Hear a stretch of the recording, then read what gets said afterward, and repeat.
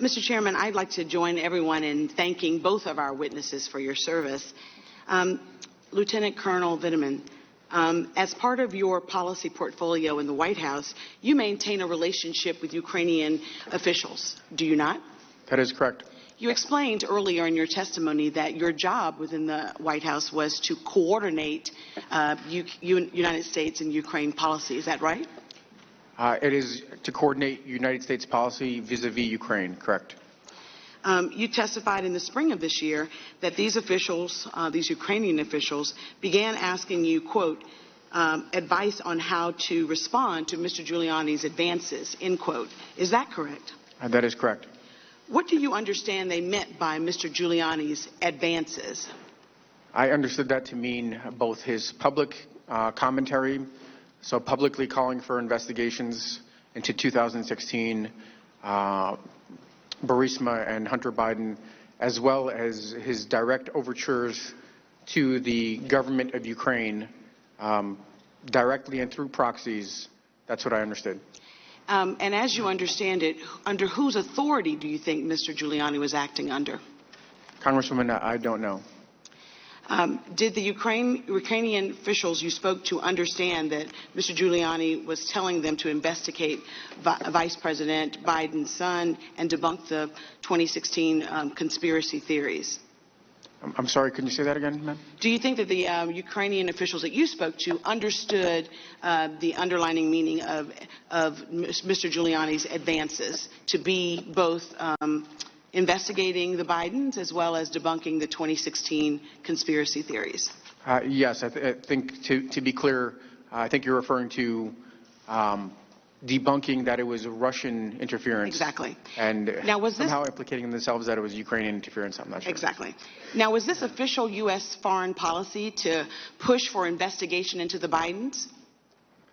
It was not part of any process that I participated in. Now, Ms. Williams, do you agree that pressing these two investigations was inconsistent with official U.S.-Ukraine policy?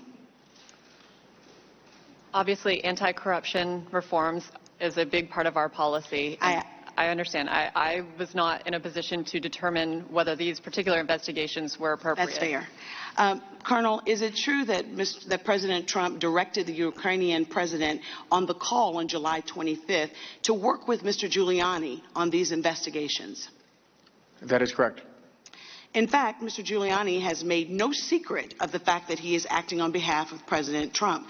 As Mr. Giuliani told the New York Times, and I'm going to put this on the screen, he told them, quote, my only client is the President of the United States. He's the one I have the obligation to report to, tell him what happens.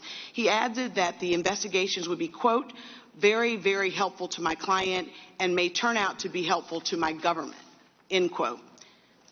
Colonel, is it fair to say that the Ukrainian officials that you are on a daily basis, well, you're in contact with, given your portfolio, were concerned about Mr. Giuliani's advances? Yes, they were. In your assessment, did they understand the political nature of the request being asked of them? I believe they did. Did they understand that it was affecting U.S. domestic policy? I'm not sure what they frankly understood about U.S. I think they understood the implications, yes. Now, you testified earlier that you warned the Ukrainians not to get involved in U.S. domestic policy. Is that right? I counseled them, yes. Counseled them. In fact, you testified that